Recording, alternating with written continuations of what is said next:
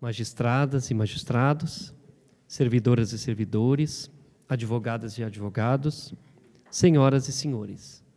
Muito boa tarde, sejam muito bem-vindas e muito bem-vindos à Escola Judicial do TRT4.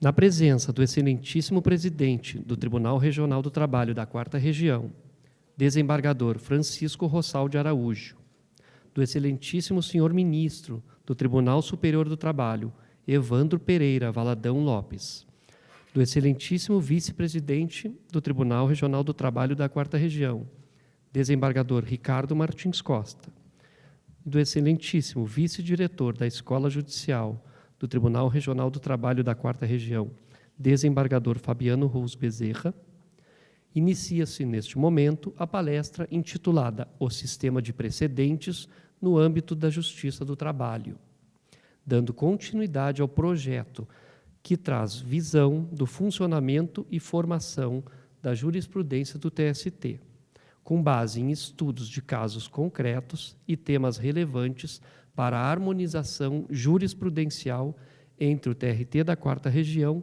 e o TST. Convidamos para subir ao palco o vice-diretor da Escola Judicial do TRT4, desembargador Fabiano Rous Bezerra, a quem passamos a palavra.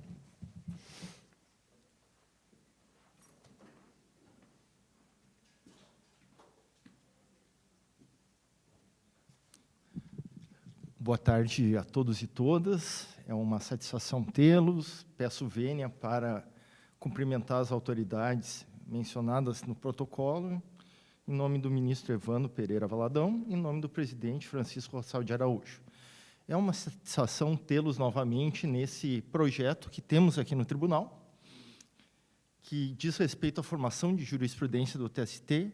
Temos trazido sistematicamente ministros do TST nas sextas-feiras para falar dos temas mais importantes, mais sensíveis no âmbito do Tribunal Superior do Trabalho, aproximando dessa forma a nossa Corte Suprema Trabalhista do primeiro e do segundo grau de jurisdição. São temas quentíssimos. Eu sou um pouco metido a processualista, né, desembargador Francisco? Quando a gente faz uma pós-graduação nessa área, a gente acha que sabe um pouco, e eu tento me atualizar em processo, e eu diria para os senhores e para as senhoras que eu considero os dois temas mais discutidos na atualidade.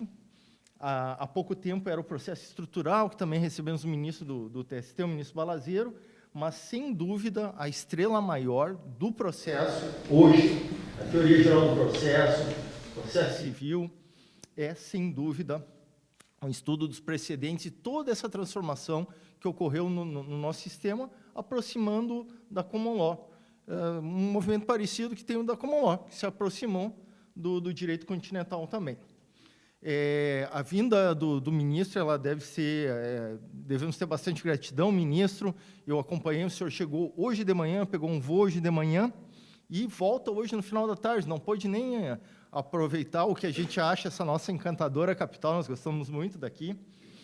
Mas, tendo em vista esse tempo premente, eu encerro por aqui as minhas boas-vindas e desejo que tenhamos um excelente evento. Muito obrigado, uma boa tarde a todos.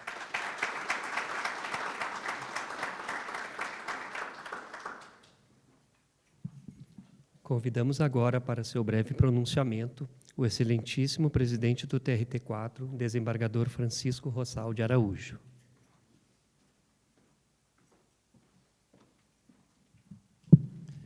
Uma boa tarde, senhoras e senhores, especialmente ministro Evandro Valadão, em nome do qual saúdo a todos os presentes, todas as autoridades presentes. Gostaria de fazer uma referência especial à presença aqui do nosso vice-presidente do tribunal, desembargador Martins Costa, que nos acompanha. É uma satisfação, ministro, recebê-lo na nossa casa. Nós só lamentamos a brevidade, né? Gostaríamos muito de tê-lo convidado para um churrasco, acompanhado talvez de um bom vinho, mas talvez pudesse comprometer a palestra, né? Enfim, mas nós gostaríamos que o senhor se sinta muito bem recebido aqui no Rio Grande do Sul. Esse Estado, ministro, já teve, a respeito do tema que Vossa Excelência vai se pronunciar, mais de 40 mil processos de resíduo em recursos de revista. Numa realidade, há há uns longínquos 3 anos e meio atrás. Nós fizemos um trabalho hercúleo de colocar esses processos, para o senhor ter uma ideia, ministro, equivaliam aos resíduos somados do TRT da primeira região, da segunda e da terceira região. Só o Rio Grande do Sul sozinho tinha isso. Na gestão anterior, nós reduzimos isso para menos de 10 mil processos e esse patamar tem se mantido na casa hoje de 6, 7 mil processos. Mais do que isso, ministro, nós revisamos todos os modelos dos despachos de recursos de revista, atualizando a jurisprudência do Rio Grande do Sul, hoje é absolutamente consonante com a jurisprudência do Tribunal Superior do Trabalho em termos de atualização e, notadamente, desenvolvemos mais recentemente o sistema Pangea, né, obra do nosso vice-presidente, que está aqui presente, que é um grande incentivador desse sistema, que atualiza a jurisprudência de forma a facilitar o cotejo, né, das divergências jurisprudenciais. Então, é essa a realidade que o Rio Grande do Sul tem a oferecer a Vossa Excelência. Nós, em termos de unificação de jurisprudência, naturalmente, o nosso tribunal tem evoluído e sintonizado com a jurisprudência do TST, claro, mantendo a forma própria que os gaúchos têm de ver o mundo, né? O que é salutar, né? O sistema de precedentes ele tem a virtude, a unificação, mas também uma das suas grandes virtudes é o debate, né, das teses e a evolução da jurisprudência. Então, nós estamos muito contentes com a sua presença. Já estamos marcando o churrasco da próxima vez, que o senhor será novamente convidado com mais tempo, por gentileza, para formarmos o precedente. Então, seja muito bem-vindo, um bom evento a todos, muito obrigado.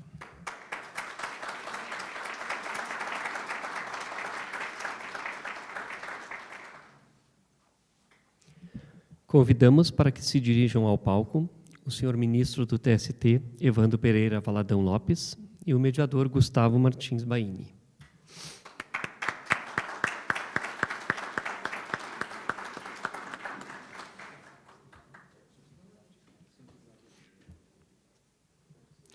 Gustavo Martins Baini é mestre em Direito pela URGS e doutorando em Direito pela Universidade de Lisboa. É servidor deste TRT4, onde atua como diretor da Secretaria de Recurso de Revista. Integra o Núcleo de Gerenciamento de Precedentes e Ações Coletivas, bem como o Centro de Inteligência deste tribunal, indicado também para compor o Centro de Inteligência Nacional da Justiça do Trabalho. Passamos a palavra, então, e a condução dos trabalhos ao mediador Gustavo Martins Baini. Muito obrigado, boa tarde a todos e todas. Obrigado pela presença, obrigado, ministro, pela sua presença também. Como todos já pontuaram antes de mim, nós teremos o ministro por breve tempo entre nós, então, por isso, vou passar diretamente a apresentação dele, para não tomar o tempo da fala dele, que é o que todos nós viemos ouvir. E vou também tomar a liberdade, ministro, de abreviar seu extenso currículo, para lhe dar mais tempo, para nos brindar com a sua fala. O ministro Evandro Pereira Valadão Lopes é ministro do TST desde 2019, onde passou a integrar a 7ª turma daquele tribunal. Ele foi desembargador do TRT1, no Rio de Janeiro, e presidente da Associação dos Magistrados do Trabalho da Primeira Região.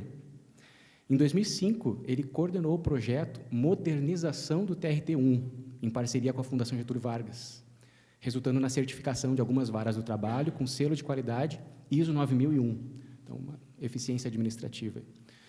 Concluiu seu curso de pós-graduação, que é um MBA em Administração Judiciária, também pela Fundação Getúlio Vargas, em 2006, e foi agraciado pelo TST na solenidade da Ordem do Mérito Judiciário do Trabalho, em 2016, recebendo o grau de comendador. Então, para sua exposição, eu imediatamente passo a palavra ao ministro Evandro Pereira Valadão Lopes. Uma boa tarde a todos. Fico muito feliz em vê-los numa sexta-feira, 14 horas da tarde. Acho que não mereceria tamanho, né, gratidão e reconhecimento de vocês. Bom, quero aqui cumprimentar o presidente, o doutor desembargador Francisco Rossal, muito gentilmente vem aqui me receber. O vice-presidente também do tribunal, o desembargador Ricardo Martins, a desembargadora Madalena. Me perdoe, o tempo vai passando e a gente vai criando uma cumplicidade com as pessoas, né? Pelo passar das nossas vidas. Então, fico muito feliz em vê-la. O nosso desembargador Fabiano Bezerra, o advogado André Jobim, que está aqui, enfim, o Colucci está ali também a minha querida desembargadora, seja muito bem-vinda, e a todos vocês, juízes e servidores que estão aqui nesse momento. O assunto é um assunto denso, um assunto delicado, um assunto novo. Eu lembro que, para falar de norma jurídica, cláusula exclusiva, cláusula geral exclusiva, norma em branco, citamos a moderna obra de Karl Engsch, um alemão, que é de 1961. Quer dizer, o direito assim, as coisas vêm devagar, né? E vai se incorporando as doutrinas e as novas visões do direito aos poucos, né? E temos um tema muito novo, que é o tema de precedentes, e muito significativo para o sistema de justiça, para o direito de uma forma em geral. É um novo mundo a ser descoberto, né? Já conversamos aqui, agora há pouco, sobre isso, essa necessidade de termos que estudar um pouco mais sobre o precedente, conhecer melhor o que é um precedente e quais as consequências de adotarmos um microsistema de precedentes no direito brasileiro e no sistema judicial. Eu nasci no Rio de Janeiro, então eu deveria ser uma pessoa mais descolada, né? Mas eu fui criado em Minas, então sou todo retraído. E aí eu não sei contar piada, coisa de carioca, e nem causo, que é coisa de mineiro. Para mim é uma dificuldade. Aí eu assim, eu quero contar uma piada. Aí eu escrevo a piada e leio. Fica muito ruim, né? Mas eu vou fazer isso agora, para introduzir aqui o meu tema. E é uma piada. Eu tenho aqui o sistema de precedentes na Justiça do Trabalho. Eu vou falar. Olha como é que eu sou uma pessoa otimista. Aqui, só nessa primeira slide, tem 6 assuntos, depois mais 6, 12, e finalmente a gente termina com 18 temas. Quer dizer, não vamos chegar lá. Mas esse aí é o Sherlock Holmes, obviamente vocês conhecem, né? E ele representaria o sistema da common law, mas não é nada disso, é uma piada do Sherlock Holmes. Sherlock Holmes e o doutor Watson, estou lendo, gente, me perdoem, vão acampar, montam a barraca e, depois de uma boa refeição e uma garrafa de uísque, deitam-se para dormir. Algumas horas depois, Holmes acorda e cutuca seu fiel amigo. Meu caro Watson, olhe para cima e diga-me o que vê. O Watson responde, vejo milhares e milhares de estrelas. Holmes então pergunta, e o que isso significa? O Watson pondera por um minuto, depois enumera. Astronomicamente, significa que há milhares e milhares de galáxias e, potencialmente, bilhões de planetas. Astrologicamente, observo que Saturno está em Leão e teremos um dia de sorte. Temporalmente, deduzo que são aproximadamente 3 horas e 15 minutos pela altura em que se encontra a estrela polar. Teologicamente, posso ver que Deus é todo-poderoso e somos pequenos e insignificantes. Meteorologicamente, suspeito que teremos um dia lindo amanhã. Correto? Holmes fica um minuto em silêncio e então responde, Watson, significa apenas que alguém roubou a nossa barraca. Então, eu trago essa piada porque eu acho muito importante que ela dá o exato momento em que vivemos no direito processual brasileiro, né? Precisamos perceber que estamos num outro momento. Quer dizer, a barraca está à nossa frente e nós não estamos percebendo isso. Não estamos percebendo operadores do direito, juízes, advogados, né? Não estamos percebendo ministros, porque tem que falar mal de ministro também, ministro do Tribunal Superior do Trabalho, né?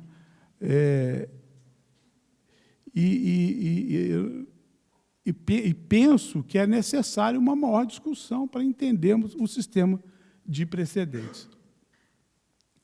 E aí o desembargador Rossal ele diz, olha, aqui nós temos uma visão peculiar, né, o gaúcho, né, então não tire isso, né, de nós, gaúchos, né? E é verdade. Então, primeiro, para entender, o sistema de precedentes, eu trago os slides, tem 70 slides aqui. Eu acho que eu não vou abrir nenhum. Toda vez é isso. Deixa só o Holmes aí.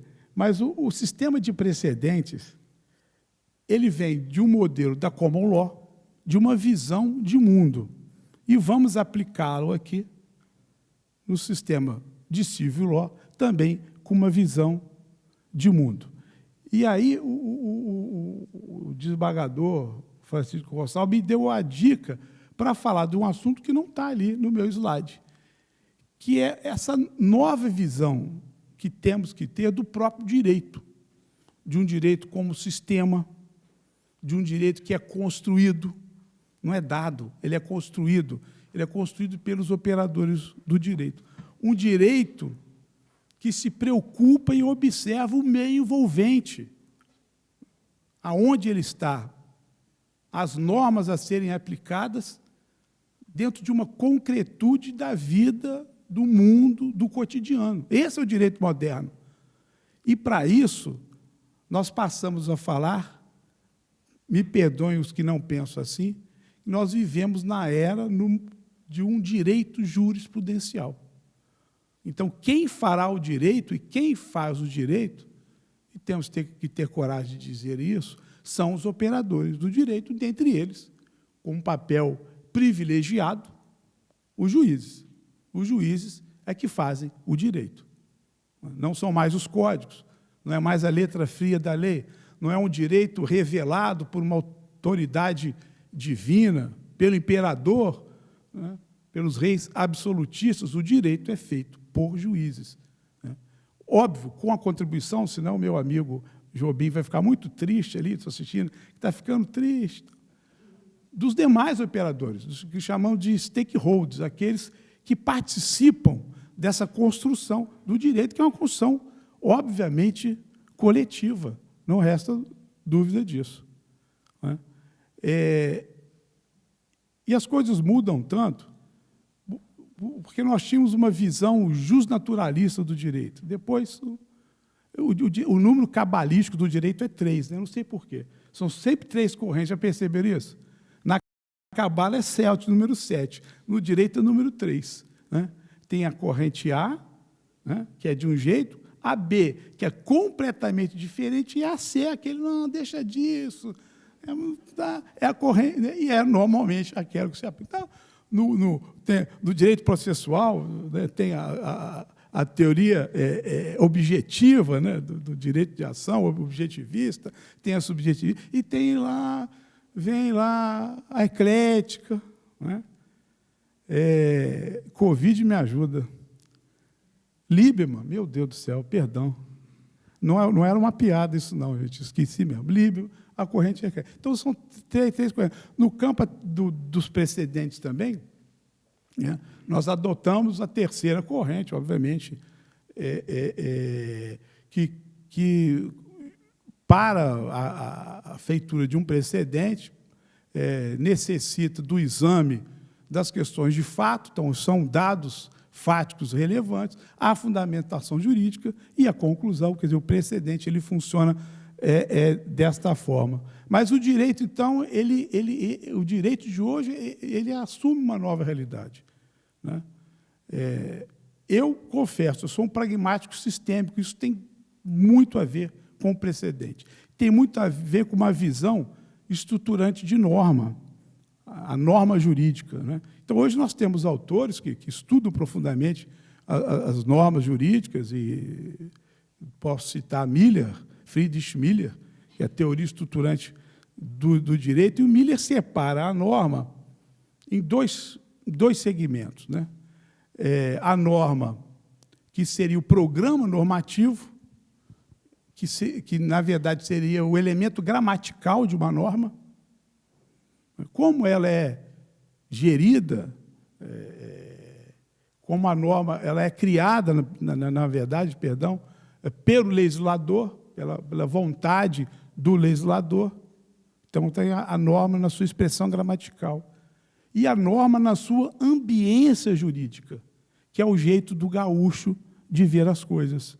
Então, ao dar concretude ao direito, porque hoje a gente fala assim, dar concretude ao direito, dar concretude à norma. Ao dar concretude à norma, nós examinamos o texto gramatical, o programa normativo, né, que dá ao intérprete um limitador, ele não pode aplicar uma norma contrária ao texto normativo, mas ele deve interpretar essa norma dentro do que a gente chama de meio envolvente, da ambiência jurídica.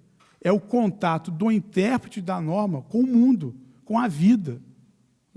Ele deve dar significado à norma de acordo com o que acontece normalmente, né? Pode ser o senso comum, pode ser a razão, mas sempre voltada à realidade concreta em que o intérprete vivencia. Essa é a norma estruturante, né? Teoria estruturante. Estou fazendo um resumo, resumidíssimo, obviamente, da obra de Miller. Eu espero que ele não esteja aqui fazendo, não é nada disso, você entendeu mal, né? Mas é um resumo resumidíssimo. Barranger, que é um jurista francês, Denis Barranger, que ele tem um livro Pensando a Lei, e ele divide a norma também em dois cenários muito próximos ao que faz Miller. Olha, ele diz que a norma, na verdade, existe uma norma política e uma norma jurídica. Então, a norma política é a norma também, né, editada pelos legisladores, né, uma norma em abstrato, recebe os influxos do mundo, mas abstrativiza, né, aquela relação social, enfim, aquele elemento do mundo que se pretende regular, e a lei jurídica. Então, a Barranger tem uma lei política e uma lei jurídica. Essa lei jurídica é a lei dos juízes. De novo, é a concretude do direito através de uma interpretação desta lei política. Então, Barranger também estabelece essa diferenciação. Poderia citar Hart, né? Um pouco mais difícil, mas porque aí já é uma interpretação minha.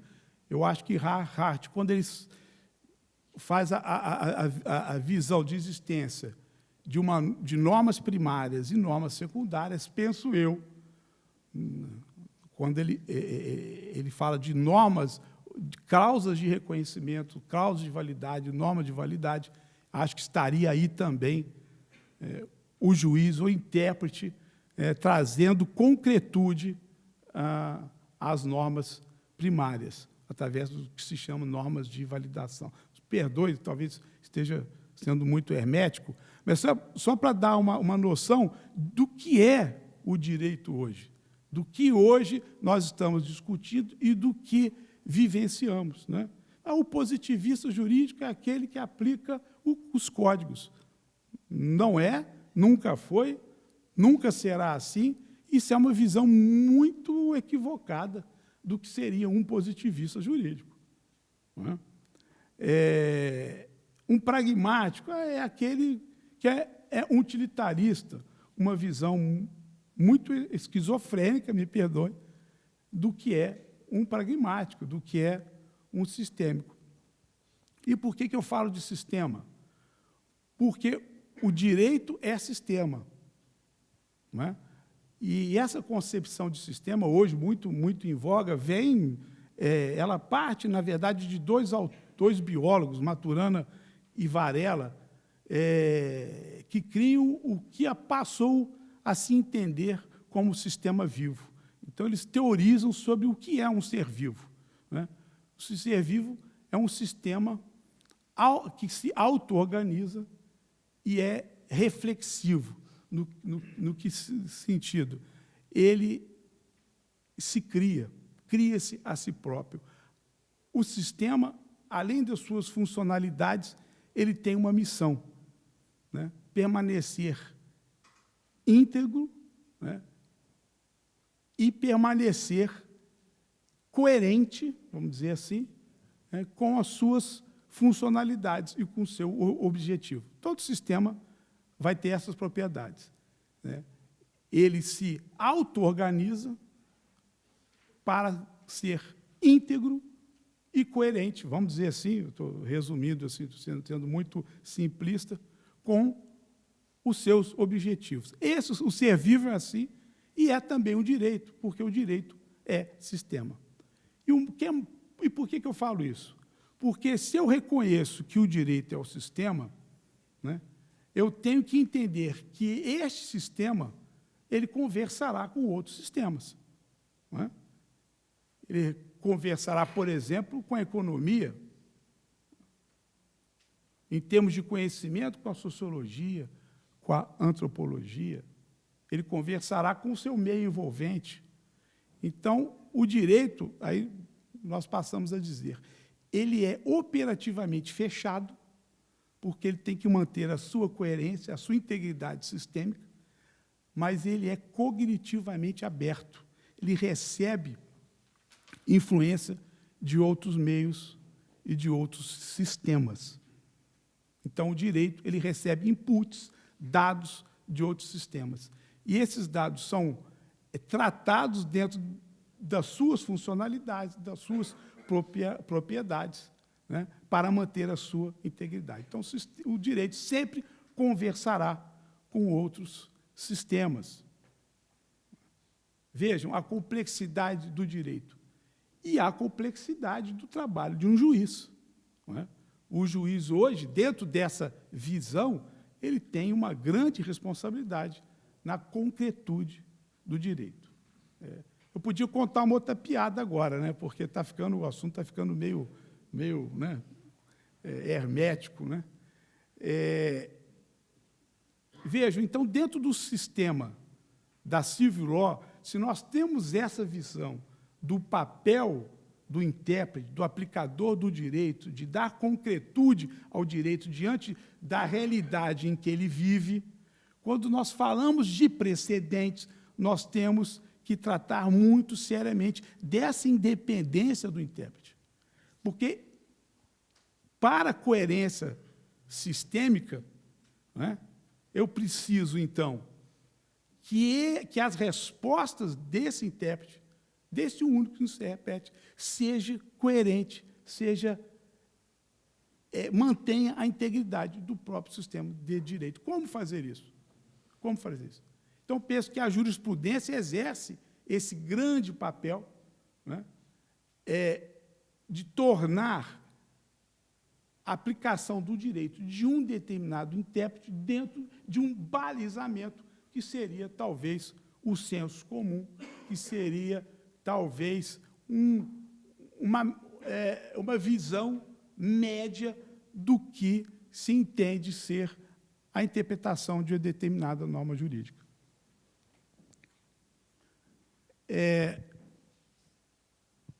E o sistema de precedentes, então,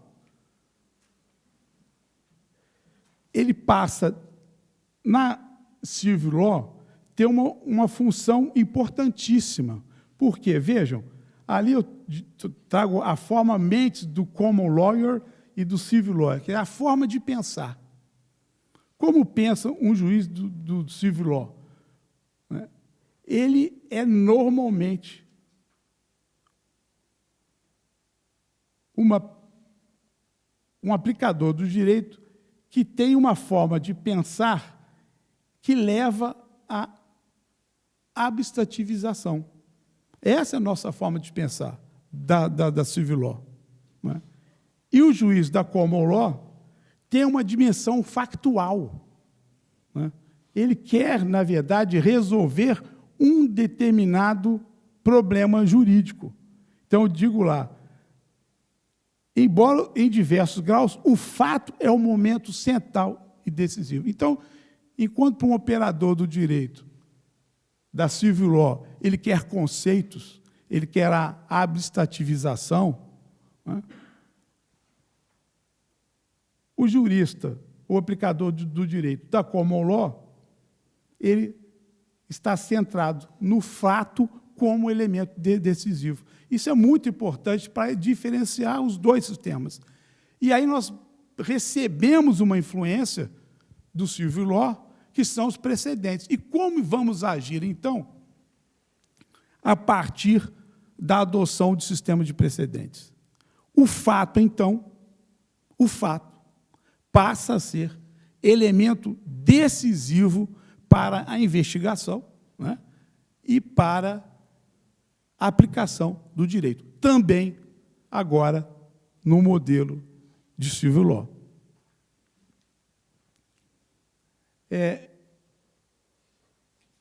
A coisa é tão assim, complicada. Rossal, eu sei que você tem o compromisso, e eu estou divagando demais, aproveita e vai agora. Um abraço.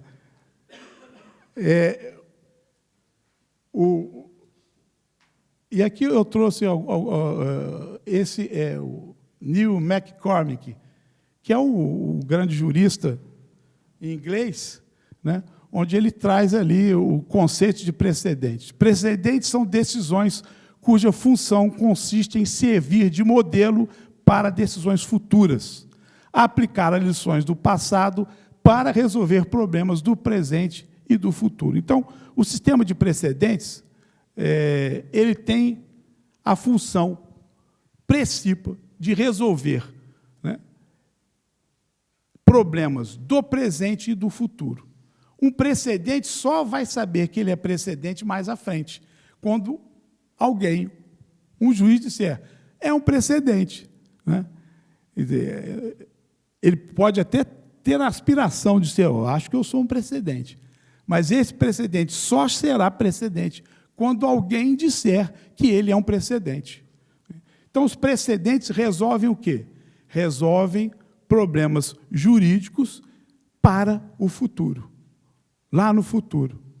E o nosso sistema de precedentes no Brasil, ele é assim? Talvez não. Nós vamos tratar disso daqui a pouco.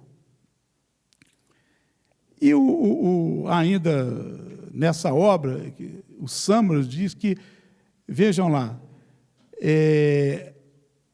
não é necessário que exista uma identidade absoluta entre o caso concreto e o precedente. Veja, o caso concreto, quando se fala caso concreto no sistema de precedente, fala-se da situação fática, dos fatos, dos elementos concretos. Eu não estou falando de uma questão jurídica, de um conceito jurídico. Quando se fala em precedentes da similaridade, nós estamos falando de padrões similares em relação a determinados elementos de fato. Ok? Aqui, precedentes dos Estados Unidos, não vou passar. Na verdade, aqui era só para dizer, nos Estados Unidos nós temos 50 estados e 50 cortes de precedentes. Né? Eu não sei como é que eles conseguem viver bem assim, mas eles sabem. São tantas as cortes de precedentes que eles tendem a escolher 2 ou 3 que servirão de modelo para todas as demais. E a Corte de Nova York, pela quantidade de juízes, né, e até de casos que são levados, é uma das cortes que são seguidas pelas demais cortes estaduais para a formação de precedentes e para a Corte Federal também. Isso é só um detalhe. Alemanha ou Inglaterra?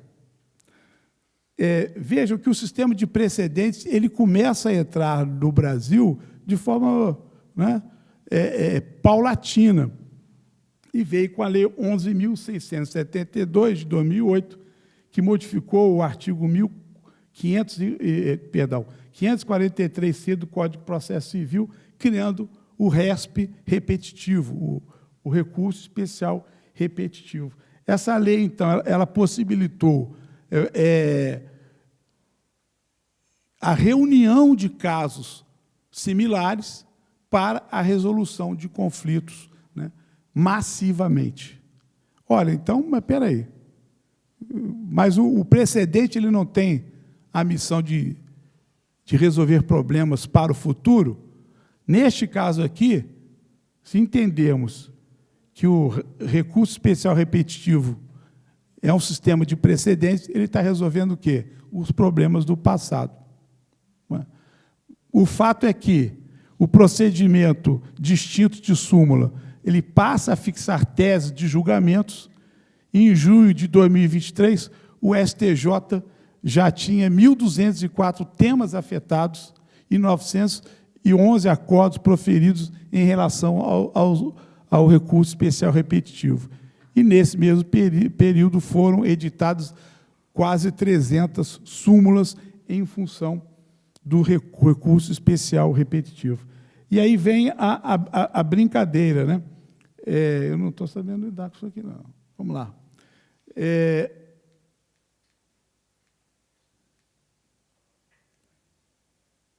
Muito bem. Alemanha ou Inglaterra? Afinal de contas, o Brasil segue o sistema de precedentes da Common Law? Talvez não. Nós seguimos, na verdade, se entendemos que os incidentes de demandas repetitivas e o incidente de assunção de competência são sistemas de precedentes, nós seguimos a Alemanha. E tudo começou em 1979, no projeto de construção do aeroporto de Munique. Por conta da construção do aeroporto num determinado local, mais de 5.000 ações foram ajuizadas no Tribunal Administrativo. O juiz de primeiro grau, né, ele entendeu, olha, 5.000 ações é muito para mim. Não quero isso para a minha vida, não. Ele triou 40 processos representativos da controvérsia, determinou a suspensão de todos os demais, aguardem aí, enquanto eu analiso esses 40. Quer dizer, pegou, então, os melhores argumentos, os processos que tinham matérias fáticas, né, questões de fato mais robustecidas, os melhores argumentos dos advogados, separou 40 processos e julgou. E, depois desse julgamento, ele estendeu a decisão para todos os demais. A Corte Constitucional Alemã declarou a constitucionalidade desse sistema, que é o de procedimento modelo, que é o Musterverfahren. Eu tenho medo de falar Musterverfahren aqui no Rio Grande do Sul, né? Minha pronúncia talvez não seja Musterverfahren. Boa, né? Treinei ontem a noite toda para falar Musterverfahren. E a aprovação do Musterverfahren pelo parlamento alemão no ano de estatística de 1990. Mas a Corte Constitucional disse, olha, está ok o que esse sujeito aí fez, está bom. Tá. Bom, e o Musterverfahren passou a ser, então, um incidente de procedimento modelo que nós nos inspiramos para o incidente de demandas repetitivas. Na verdade, então, o nosso sistema de incidente de demandas repetitivas vem da Alemanha e não vem do common law americano ou inglês. Muito bem. E o que isso representa na prática? A ampla cooperação judicial com o fim de descentralizar o trâmite dos processos, seleção dos casos mais representativos, encaminhamento para um órgão responsável para a formação da uniformização e do precedente, suspensão do trâmite de todos os demais, me parece que o sistema exige isso, não é? Se bem que temos decisões tanto do Supremo, quanto do STJ, quanto do TST, em determinada situação, não suspendendo os demais casos, né? Estimula a participação de todos os interessados na controvérsia. Olha o meio envolvente, olha o mundo aí falando com os juízes, né? Você sabe que os juízes são 3 modelos de juízes. Vocês conhecem isso? Juiz Júpiter, Hércules e Hermes. Vocês conhecem isso? Já conhecem, né? Então, Júpiter é o bam, que, olha, eu recebo aqui um insight divino, né? E, então, o direito, o resultado é esse. O juiz Hércules é o todo-poderoso, aquele que malha todo dia na academia, todo fortão. Fala assim, não, eu seguro a onda, que é o juiz do estado do bem-estar social, que o Garapon diz que é o guardião das promessas. Isso me dá até arrepio, viu, Madalena? Saber que eu sou o guardião das promessas, não é? E o juiz Hermes, que é o juiz da prudência, que é o juiz do direito jurisprudencial, que vai analisar a demanda de acordo com a situação concreta, com equidade, com equilíbrio, e espero eu, com justiça. São os 3 modelos de juízes. Me parece que nós estamos falando do juiz Hermes ali, com a participação de todos os interessados na controvérsia e a prestação de informações pelos órgãos jurisdicionais. Então, as audiências públicas são muito importantes, penso eu. E a fixação de tese de observância obrigatória. E aí vem o questionamento. Existe um microsistema de precedentes à brasileira? Essa é a pergunta. Quer dizer, bagunçamos tudo, né? Não seguimos os precedentes da civil law, quer dizer, não temos aquela a ideia do stare decisis, né? E aí? Sim, temos eu respondo que sim, temos um microsistema de precedentes à brasileira, que está no artigo 927 do Código de Processo Civil. Nosso sistema de precedente não é o sistema americano, o inglês, né? Não temos sistema de precedentes como o alemão, né? O nosso é o nosso, porque o artigo 927 do Código de Processo Civil assim o diz. Por exemplo, o primeiro artigo, assim, os tribunais deverão observar, né, e cuidar da estabilidade da jurisprudência. Os juízes dos tribunais observarão, 1, as decisões do Supremo Tribunal Federal em controle concentrado de constitucionalidade.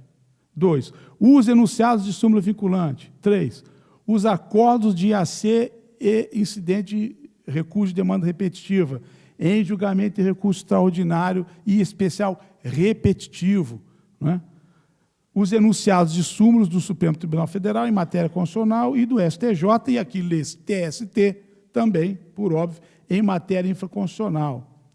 A orientação do plenário ou do órgão especial. Precedente é vinculante. Não existe nenhum precedente que não seja vinculante. O sistema de stare decisis americano diz, olha, o juiz ele está obrigado a cumprir um precedente. Ele, reconhecendo que aquele caso anterior é um precedente, ele está obrigado a cumprir esse precedente.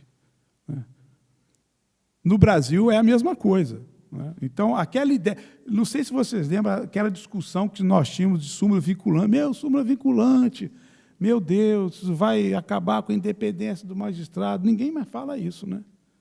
Porque no TST nós temos 500 mil processos. Quando eu cheguei no TST, parabéns, ministro, muito bem. Olha só, tem 17 mil processos para o senhor aqui. Muito obrigado. senhor vai participar da comissão de jurisprudência, da comissão de documentação do tribunal, comissão de gestão de metas. Obrigado. E comecei a trabalhar. Trabalhei muito, Madalena, muito. Né? É verdade, pode acreditar. E, no final do ano, eu estava com os mesmos 17 mil. Na verdade, eu tinha reduzido, não é mentira, 400 processos. Reduzi 400 processos. Né? Quer dizer, nós precisamos efetivamente de um sistema sustentável de jurisdição, de sistema de justiça. Né? E eu acho que a ideia dos precedentes, dos incidentes de demanda repetitiva, incidente de recurso repetitivo, vou falar, para desespero de vocês, mais um pouquinho sobre isso, né? É fundamental para a racionalidade jurídica. E o precedente ele tem essa finalidade, de dar racionalidade ao sistema de justiça, além de dar segurança, além de dar previsibilidade, além de dar segurança, previsibilidade, né? E indicar aos atores sociais como eles devem se comportar. Isso é muito importante. Não é? Essa é a função do precedente, essa é a função do próprio direito, indicar como deve ser o comportamento das pessoas, dos seres humanos, né? Das empresas, das entidades. Quer dizer, se um juiz julga de uma forma e o outro julga completamente diferente, como o sujeito vai fazer? Eu cumpro que norma? Que norma eu cumpro? Eu lembro que nos meus arrobos de juiz de primeiro grau, já tem algum tempo, logo quando saiu o aviso prévio proporcional, aí eu fiz uma conta maluca lá, não sei o quê, vai pagar aviso prévio proporcional, está na Constituição. Quer dizer, o empregador que mandou embora e pagou só 30 dias, ele percebe de um dia para o outro que ele tem que pagar 90 dias. Mas por que ninguém me falou isso? Se eu soubesse, eu pagaria. Então, hoje eu tenho uma visão, confesso, um tanto quanto diferente, talvez mais conservadora, não sei, né, do nosso papel, que é indicar à sociedade um certo comportamento. Né? E precisamos de estabilidade e precisamos o quê? De decisões uníssonas desse sentido. Daí a jurisprudência, daí os precedentes, que têm essa função. Mas o artigo 927, ele diz lá, as decisões do STF em controle concentrado. Os tribunais, os juízes dos tribunais observarão as decisões em controle concentrado de constitucionalidade. Eu vou falar rapidamente depois sobre o que é ratio decidente, vou falar sobre o overruling e sobre distinct, e depois vocês podem ir embora. Né? Vão ficar felizes com esse final. Mas precedente vincula. Muito bem. E o que vincula em decisão do Supremo Tribunal Federal em controle concentrado de constitucionalidade? Vincularia a chamada ratio decidendi? Acho que não, embora alguns ministros do Supremo entendam que sim, mas outros entendem que não, e nós não sabemos até agora o que eles pensam. É difícil, pode apagar, é difícil, né, saber o que pensa o ministro do Supremo, mas, enfim. Porque uns adotam a teoria de motivos determinantes, quer dizer, o que vincularia numa decisão em controle concentrado seriam as razões de decidir. Outros entendem que não. O que vincula é a decisão. Tanto que Didier fala, o que vincula é a coisa julgada num controle concentrado. Decidiu, transitou em julgado, tem que cumprir, né, o extrato normativo da conclusão de um controle concentrado. O que vincula é a coisa julgada, constitucional. Então, a vinculatividade do 927 para o controle concentrado viria pela conclusão do julgamento de uma ADC, de uma ADI. É a conclusão que vincula. Mas o que vincularia num acórdão de IRDR, em recurso especial ou recurso extraordinário? Aí, as razões de decidir. Essas é que vinculam. São os verdadeiros precedentes, né? o extrato normativo diante de um determinado caso concreto, né, que se amoldou em razão de determinadas questões fáticas. É muito importante dizer isso. Tanto que o CPC diz isso. Na elaboração de súmula, deverão ser respeitadas o que? As questões fáticas pertinentes, né? Isso muda um pouco a nossa visão do que deve ser um precedente, do que deve ser uma decisão judicial. Ele fala, é a nossa barraca, né, na piada do Holmes. Os enunciados de súmula... E o enunciado de súmula, o que vincularia? Né? Também o extrato fático normativo. Olha só, até há pouco tempo atrás, súmula era uma norma abstrata, quer dizer, você parte de determinados casos concretos, cria um grau tal de abstrativização desse caso, com uma tese jurídica, com um enunciado, para que ele alcance o maior número possível de outros casos similares. E aí, essa é a função da súmula, né? Mas, a partir do exame do sistema de precedentes, a súmula ela tem que estar adequada, baseada em um determinado quadro fático. Então, a súmula totalmente abstrata, como uma regra de direito, ela, na verdade, não é mais adequada a um sistema de precedentes. Não sei se vocês estão conseguindo aí me acompanhar, né? Os enunciados de súmula e a orientação do plenário e do órgão especial, os quais estiverem vinculados. Essa é a vinculação mais fraca. Obviamente, se um tribunal decide de uma forma, né, os seus membros devem cumprir e observar as decisões do seu tribunal. Os precedentes são vinculantes e geram consequências jurídicas, inúmeras consequências jurídicas. Então, aquela história de que temos que fazer a divisão entre súmula persuasiva e súmula vinculante,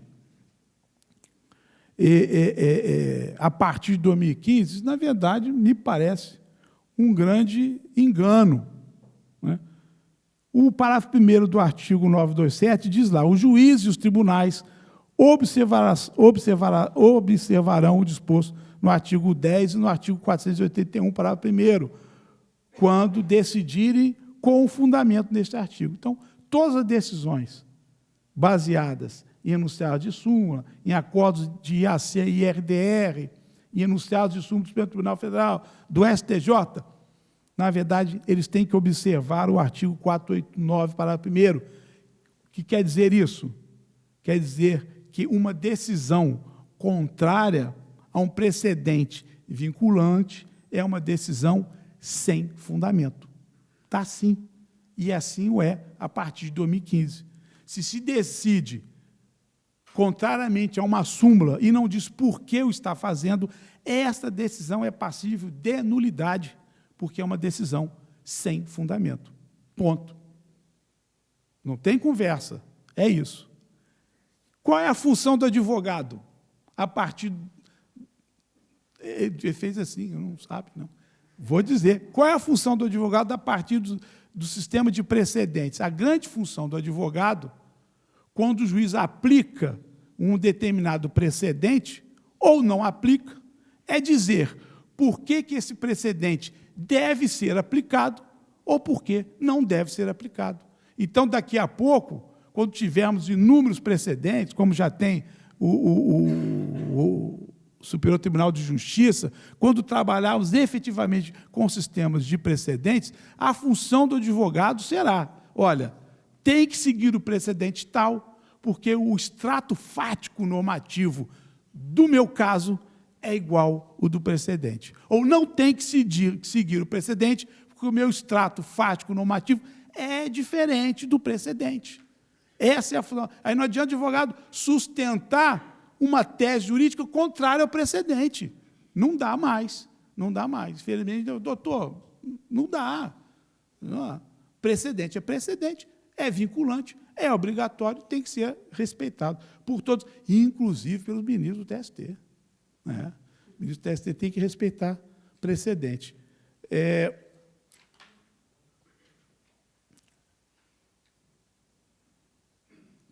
Está muito chato, gente? Tá, acho que está. Eu vou contar mais uma piada.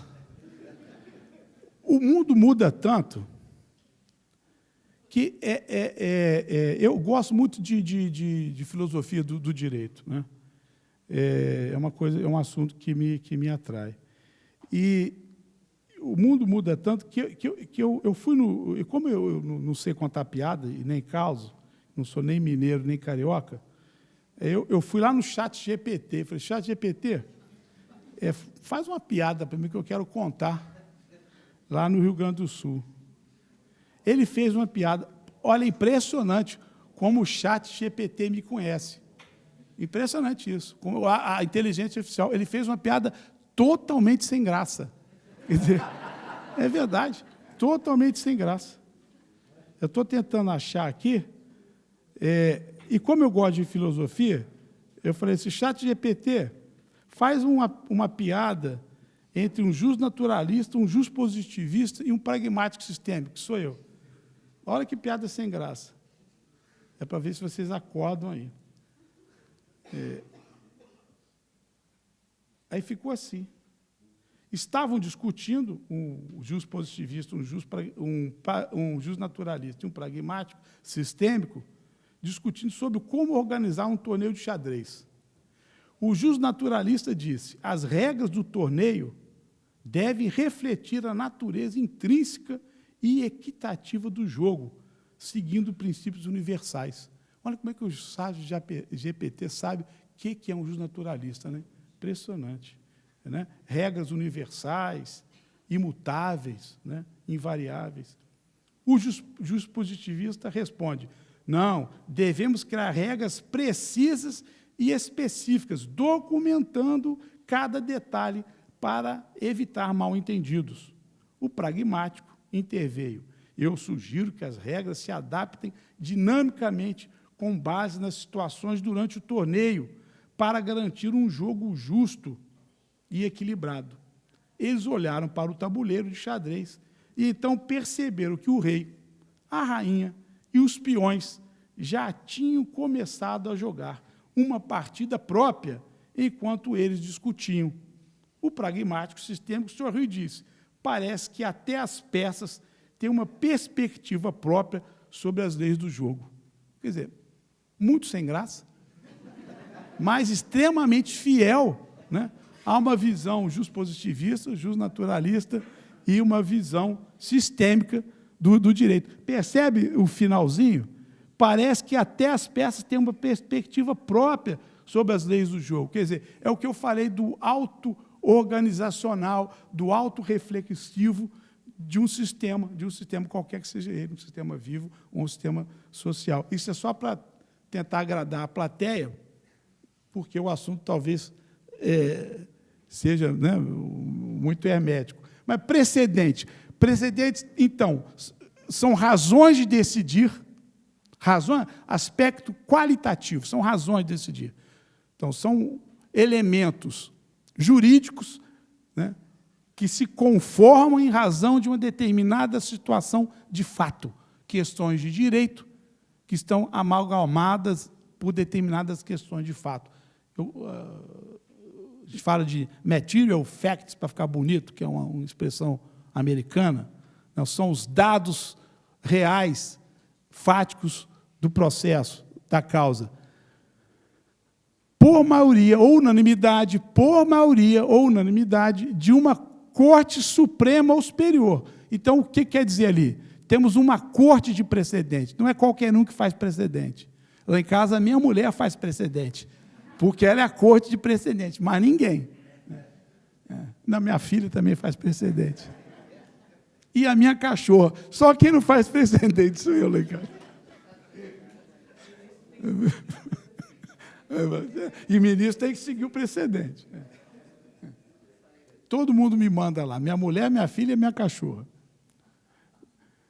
sobre um determinado concreto. Olha só, então nós estamos falando de um determinado caso concreto. Se eu vou resolver uma questão exclusivamente de direito, eu não posso falar de precedente. Eu posso falar de jurisprudência, de precedente não. Precedente tem que ser um caso concreto, uma questão, um aspecto material, mesmo que seja de processo, não é direito substantivo, pode ser de processo, mas tem que ser uma questão material, tendo em vista uma situação fática jurídica que pode se repetir ou não, tendo sempre força vinculante. Então, tem um aspecto qualitativo, um aspecto funcional e um aspecto material. Por maioria ou unanimidade. As súmulas vinculantes do Supremo e as decisões vinculantes do Supremo são todas tomadas por maioria absoluta. Percebam isso, é importante. No TST, já tivemos julgamento, porque a gente não se entende lá, 11 juízes, aí 6-5, né? 24 juízes. Aí, então, quando se tem um julgamento assim, onde uma determinada posição não alcança maioria absoluta, não gera precedente. Isso é muito importante, né? Sim, para quem gosta do assunto e quer falar adequadamente sobre precedente, não é? Importante dizer, isso aí para o juiz me parece importante. E no TST, falando mal dos ministros do TST, eu adoro falar mal de ministro do TST, talvez não estejamos observando isso como deveríamos, porque há que se registrar, numa decisão, todos os fundamentos utilizados para um determinado resultado. Porque só será precedente o resultado que alcançar maioria nos fundamentos. Nos fundamentos. Então, se eu julgo da forma A com o fundamento X e outro juiz julga da forma A com o fundamento Y, não teremos precedente, embora o resultado seja o mesmo. Não será precedente. Então, a soma dos fundamentos das minorias não geram precedente. É necessário que o fundamento seja adotado por toda a maioria. Isso tem que estar registrado nos acordos, né? Anota aí para declarar, pedir a nulidade lá no TST. Tem que ter a maioria. Outro ponto relevante é que não se extrai precedente de ementa. Isso é coisa do passado, acabou, não é mais. Então, assim, olha o precedente, aí põe a ementa lá. Pode ser que sim, pode ser que não. A ementa pode representar as razões de decidir, mas pode ser que não.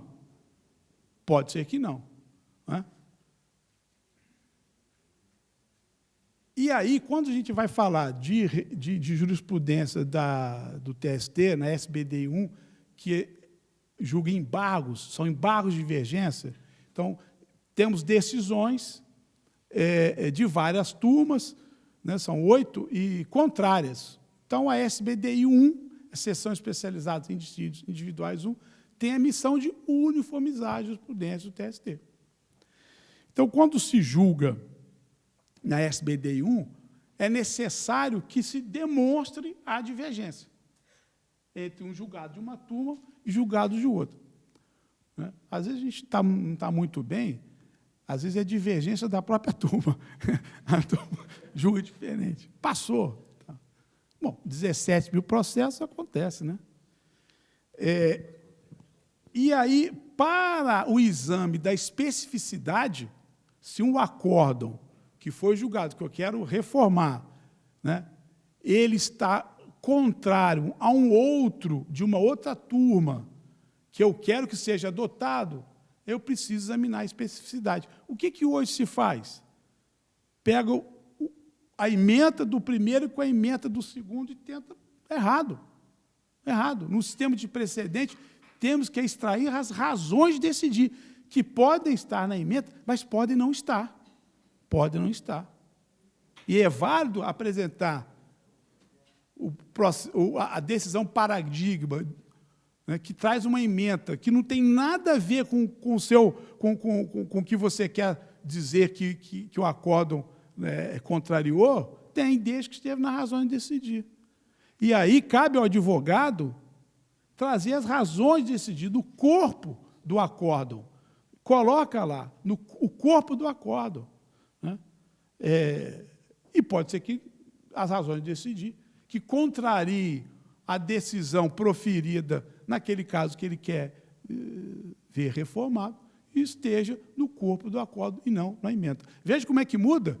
Como é que muda? Muda para a gente. Opa, não é mais a ementa, não. Pode ser que esteja na ementa, mas pode ser que não esteja. Né? Muda mais ainda. Quem pode modular? Porque se eu penso que precedente me dá segurança, né, que precedente, então, me dá um caminho para o futuro, como eu devo me comportar para o futuro, e se, de repente, o tribunal muda completamente esse caminho, né, eu talvez me sinta prejudicado, talvez eu sinta que deveria ter um momento de transição. Por isso, nós temos a chamada modulação, quando um precedente vem mudando totalmente toda uma orientação jurisprudencial que até então vigia.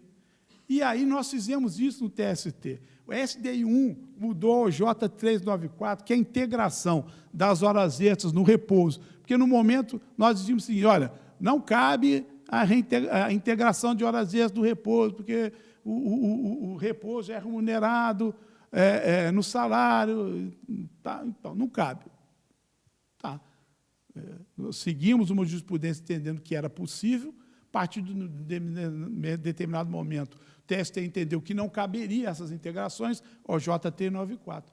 E, em 2017, a SBDI 1, que é o órgão de uniformização de jurisprudência do TST, disse que estava tudo errado, que tinha que voltar ao modelo anterior e haver a integração. Vocês ficam, assim, pensam o RH de uma empresa. Como é que eu me comporto, né? Como é que eu me comporto aqui? Muito bem. E modulou. Em 2017, modulou. Só que essa modificação da jurisprudência, de uma orientação jurisprudencial, ela se faz pelo Pleno. Então, a SBD 1 julgou, modulou e remeteu para o Pleno, para o Pleno dizer, é isso mesmo? Mas quem é, nesse caso, se vai para o Pleno, a Corte de Precedentes? É o Pleno, não é mais a SBDI 1. E o Pleno modulou, em março de 2023. Então, nós tínhamos uma modulação em 2017, todo mundo seguiu a modulação, falou assim, não, mas não precisava RH de pagar essa assistência, só a partir de março de 2023. Veja, como até o TST precisa ainda entender o que é um sistema de precedentes. Todos nós precisamos, estamos aí aprendendo.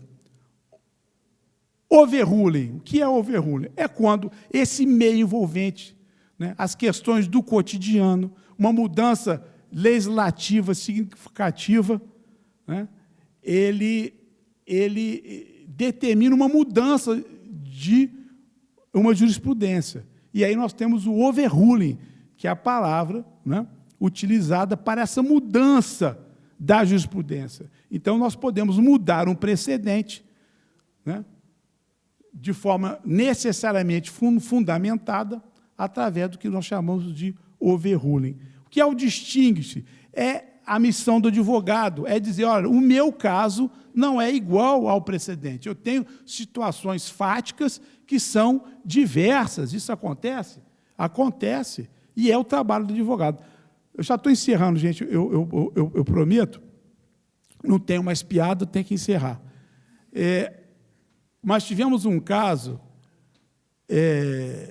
dano moral de maquinista, porque é o chamado homem morto. Não sei se vocês têm isso aqui, o homem morto, maquinista. Ele não tem tempo para ir ao toalete. Então, ele tem que fazer as necessidades dele lá da cabine.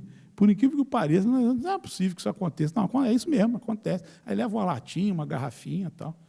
E depois ele entra com o pedido de danos morais. Uma turma do TST deu 15 mil e a outra turma deu 100 mil. Casos diversos. E aí, esse que ganhou 15 mil, obviamente, entrou com o recuo de embargo, falou, olha, meu amigo aqui recebeu 100 mil, porque eu vou receber só 15 mil. O que o tribunal está discutindo? Né? Se é possível a especificidade, dizer que um carro, na verdade, as situações fáticas desse caso são exatamente idênticas à outra. O relator, esse caso eu não posso falar nome, pessoa, nem ninguém, identidade, porque está sendo julgado ainda. Nem o relator, espero que não, porque eu vou falar mal dele também, então não. O relator, ele diz o seguinte, olha, padrão econômico da vítima, situação econômica da empresa, né? E alguns outros elementos me levam a entender que eu jamais poderia considerar um caso com padrão similar, porque essa expressão que a gente usa em precedente, com padrão de similaridade igual ao outro. Não dá. Não dá. É verdade? Pode ser, pode não ser. Por quê? Vejam, na análise do precedente, eu não tenho que imaginar o que vai acontecer. É a abstrativização que estamos acostumados. Na empresa, não. Eu tenho que saber o que está efetivamente discutido. Se em um dos casos eu estou dizendo que o padrão remuneratório da vítima levaria a um valor menor, e neste caso aqui, né, o padrão levaria a um valor maior, pela maior vulnerabilidade, eu posso entender que talvez haja um distingue. Mas aí entra um outro negócio, chamado elemento essencial, dado essencial. E aí vamos falar de obter dictum também para encerrar, prometo. Eu posso entender que o padrão remuneratório da vítima ou a condição financeira da empresa não seja elemento essencial para o julgamento. Se não é, eu retiro. Ao retirar, eu torno os casos exatamente idênticos e iguais. Idênticos não, né? Mas similares. O padrão de similaridade fática. E aí eu entendo que tem especificidade e admito o recurso de embargos. Se eu entender que não, que são dados essenciais, olha como é importante isso. Eu vou dizer, os casos não são similares, portanto, eu não posso conhecer do recursos de embargo. E aí, qual é a técnica, então, para se analisar? Eu faço o seguinte, eu retiro esse dado do caso que eu estou analisando, ou ponho, e vejo se a minha decisão irá se modificar. Se não, é um obter dictum, se não, é um dado não essencial. E aí eu posso julgar de acordo com o precedente. Se sim, não posso mais, porque aí eu tenho um distingue. Ok? Só para encerrar, precedente ele cria uma série de consequências no processo. Primeira consequência, quando se vai se aplicar um precedente. Primeira consequência, a possibilidade de julgamento liminar de uma reclamação trabalhista. Então, com base num precedente, o juiz tribunal pode dizer, olha, estou julgando liminarmente, procedente ou improcedente. Improcedente. Improcedente. Negar seguimento a recurso. Então, o presidente do tribunal ou o órgão julgador que faz a admissibilidade pode negar seguimento ao recurso se a decisão tiver de acordo com o precedente. Não, acabou, não sobe, não vai.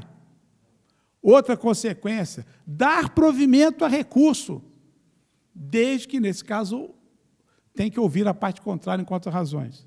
Dá provimento a recurso. É possível, não vai lá para o órgão. Não, ele pode dar provimento. Ele, o relator, pode dar provimento. Reclamação constitucional. Quer dizer, se não se julga de acordo com o precedente estabelecido em recursos extraordinários, com repercussão geral, recurso especial, recurso de revista repetitivo, que são precedentes, cabe a reclamação constitucional. Então, existe uma série de coisas. Ação rescisória, porque súmula, diante dessa visão moderna de direito, né, súmula é norma jurídica. Súmula é norma jurídica e é fonte de direito. Tanto é que o 966 do Código de Processo Civil admite agora a ação rescisória se a decisão que se quer rescindir for contrária a uma súmula. Bom, vou ficar por aqui, me perdoem, talvez tenha me alongado demais, talvez não tenha sido tão interessante, né? Fico à disposição, se vocês ainda quiserem perguntar alguma coisa, esclarecer alguma coisa. E tem mais um dado que eu falei para ele, que ele ficou muito feliz com essa notícia, eu tenho que passar para vocês também. Nós estamos mudando o regimento interno do TST exatamente para adotar as noções de jurisprudência dominante, jurisprudência majoritária, precedente.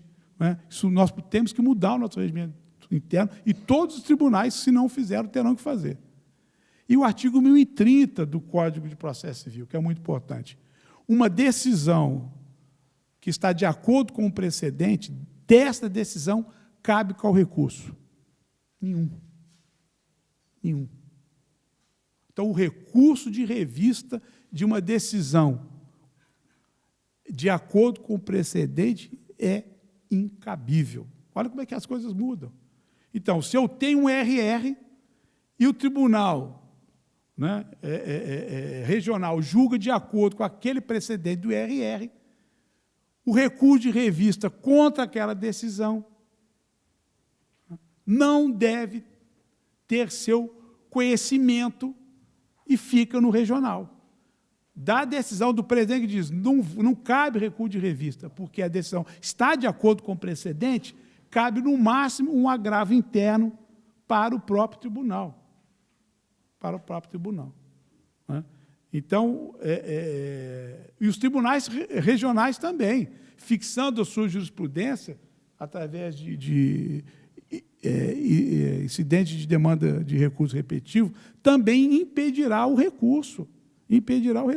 Porque, e se porventura a decisão, só para encerrar, prometo, e se porventura a decisão contraria a súmula ou jurisprudência em recurso de revista repetitivo, o presidente do tribunal devolve para a turma, para o juiz de retratação. Quer dizer, olha como as coisas estão mudando e mudaram. Gente, muito obrigado para os que ficaram até agora, e estou aqui à disposição.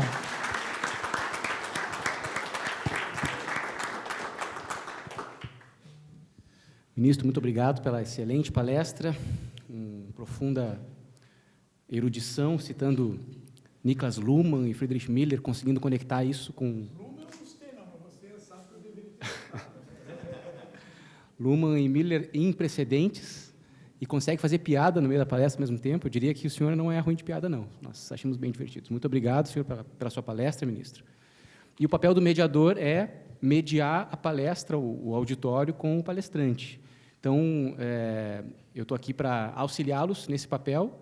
Se tiverem alguma pergunta, por favor, já estejam se preparando. Eu vou fazer a minha primeiro, que eu estou preparado aqui para uma também.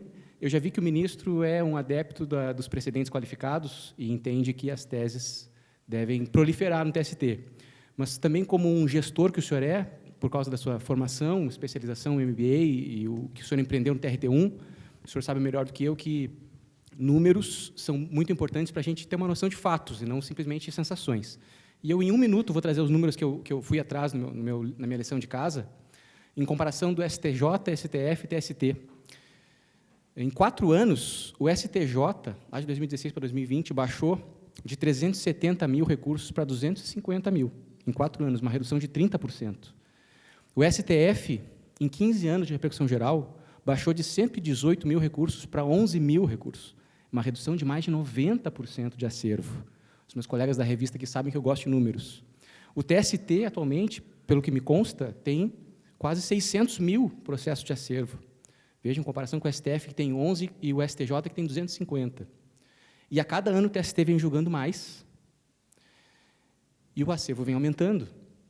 2020, 2021, eu peguei como exemplo paradigmático, em 2021, o TST prolatou 50 mil decisões a mais que 2020. Então, produziu 50 mil a mais.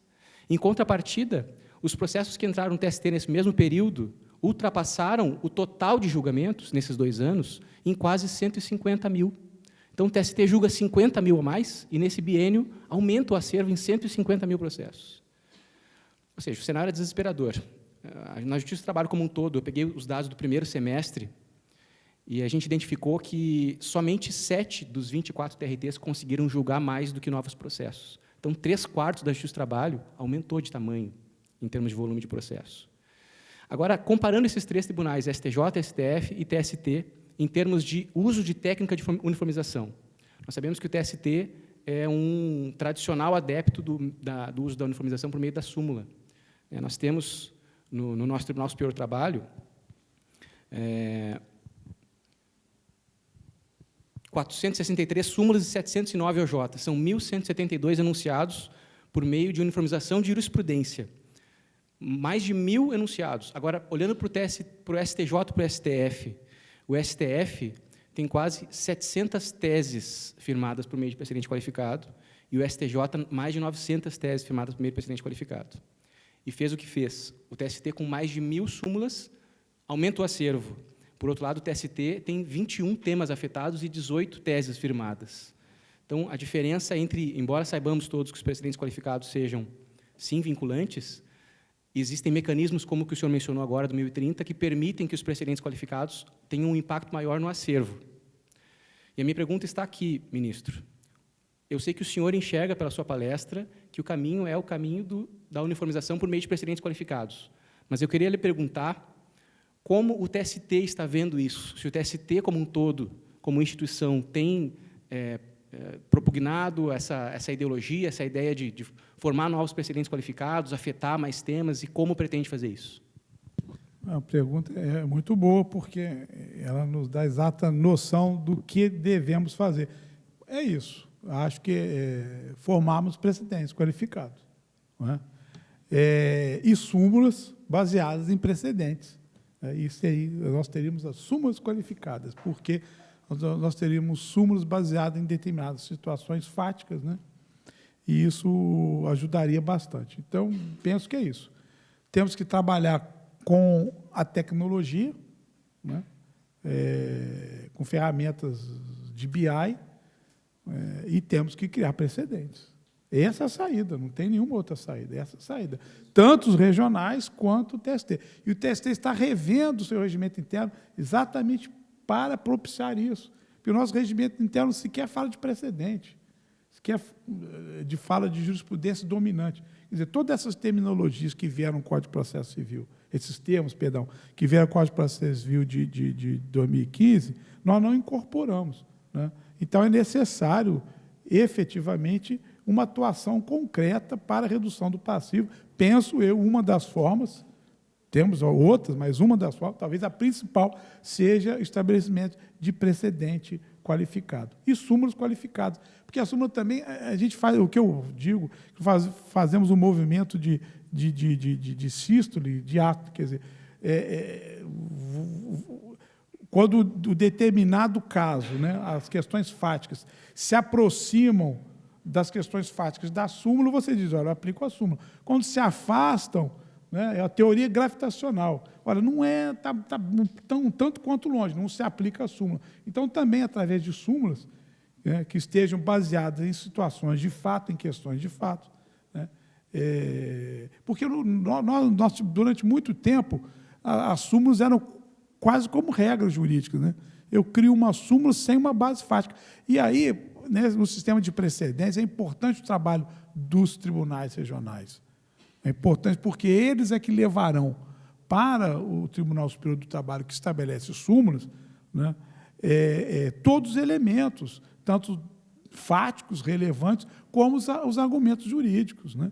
Eu acho que não cabe ao TST, como um ser supremo, dizer, o argumento melhor, não. Isso tem que vir da base, né? Aqui, nos regionais, nas varas, onde se discute. E essa multiplicidade de visões é que dará uma súmula ou um precedente mais qualificado.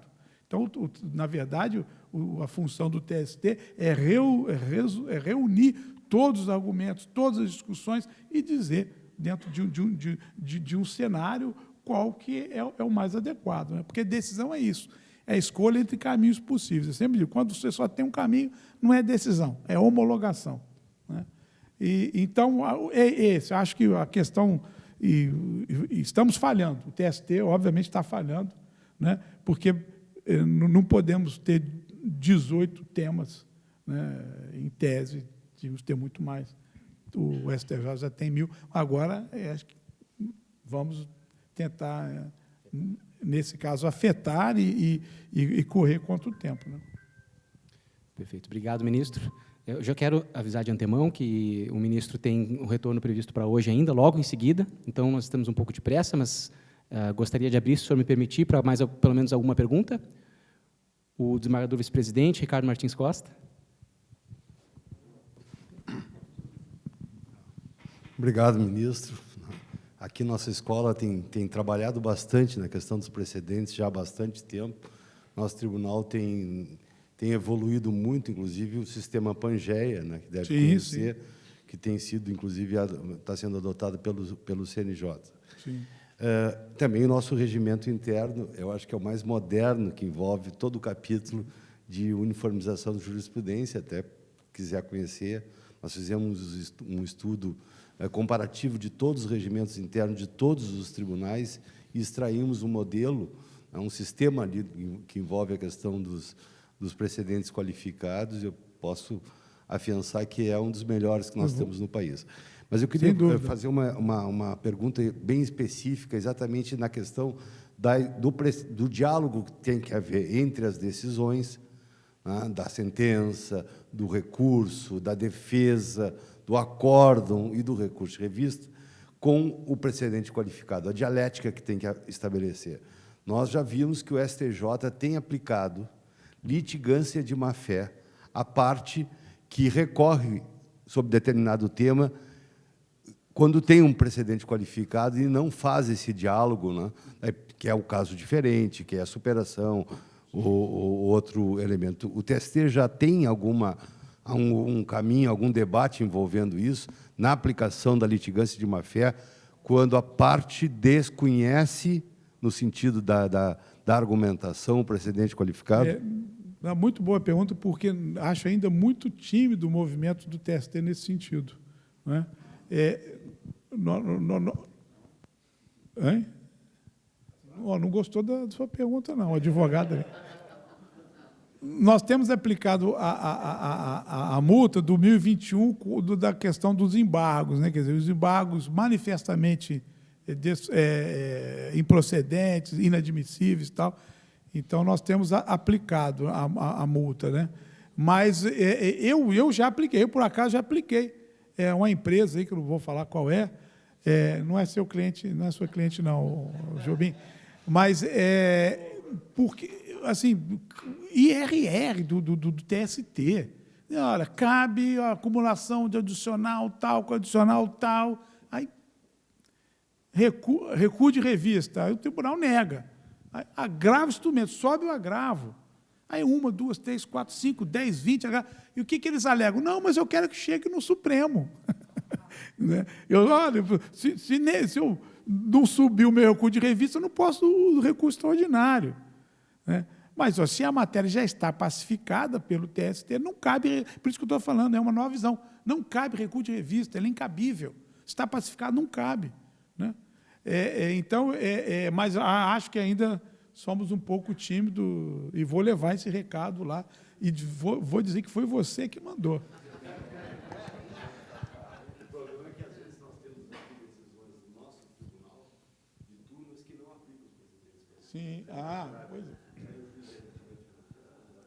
Pois é. Nós estamos muito preocupados com o tempo do ministro, que precisa retornar ainda hoje para... Vamos deixar para mais uma pergunta, ministro? O Rafael tinha levantado a mão. Colega da revista, Rafael Schneider. Faça uma pergunta que eu saiba responder. Tudo bem. Rápido, em relação à aplicação da súmula 333, a gente teve uma discussão no setor do que seria, e aí você já colocou em relação aos termos, né, iterativa, notória e atual jurisprudência, né, então tem essa miscelânea de termos, mas o que, em termos de métrica, poderíamos usar para considerar o que é iterativa, notória e atual jurisprudência para aplicar a súmula? Pois é, eu acho que as decisões atuais, temos que acompanhar as decisões da SBD1. E aí você me traz um problema que é muito sério no que toca a precedente, que é a divulgação, né? Esse é um problema sério no sistema de precedentes. Se o precedente é uma norma de conduta, eu falei isso aqui o tempo inteiro, é norma de conduta, né? Então, nós temos que divulgar adequadamente. Então, a publicização é necessária, né? E o tribunal tem que operacionalizar isso. Tem um setor próprio de divulgação, um site, né, do tribunal que dê acesso fácil a isso, a divulgação dos precedentes. Hoje, no TST, a notória jurisprudência iterativa é a jurisprudência da SPDI1, né? A jurisprudência do pleno, sem dúvida, a jurisprudência dos temas repetitivos. E o TST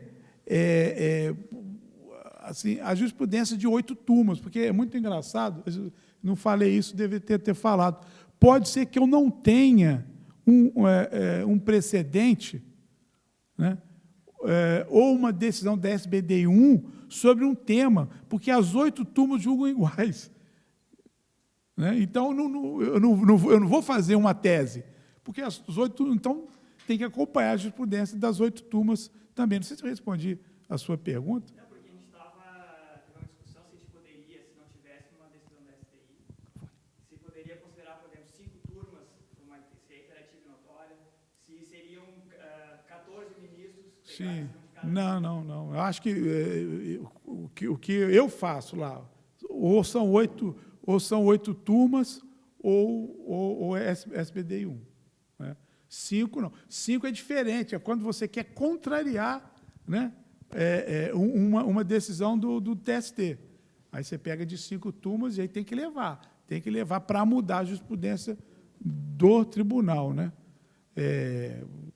OJ também, obviamente, uma decisão baseada em OJ também, me parece que também é a notória jurisprudência do tribunal. Mas eu, no meu gabinete, faço assim, pego o 8. Quando não tem DSBD1, eu pego o 8. E, engraçado, lá no caso de Ferreira e Espeto de Paulo, eu faço assim, de acordo com o precedente da 7ª turma, está errado. Né? 7ª turma, a minha não faz... Eu posso ter uma autoestima danada, mas não vai fazer precedente. Senhoras e senhores, informamos que a Escola Judicial oportuniza a participação de público externo, especialmente advogadas e advogados, em eventos com diversos temas de interesse. Agradecemos a todas e a todos pela presença e desejamos um ótimo dia e um ótimo final de semana. Muito obrigado.